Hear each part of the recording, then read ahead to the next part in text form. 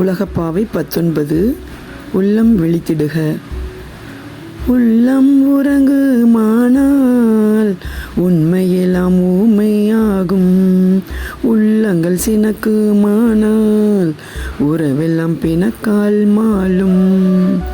உள்ளங்கள் வெடிக்குமானால் ஒருமையொரு பிடிப்பற்றோடும். கள்ளங்கள் கயமையாவும் கட்டற்று இங்கு உரிமை தேடும்.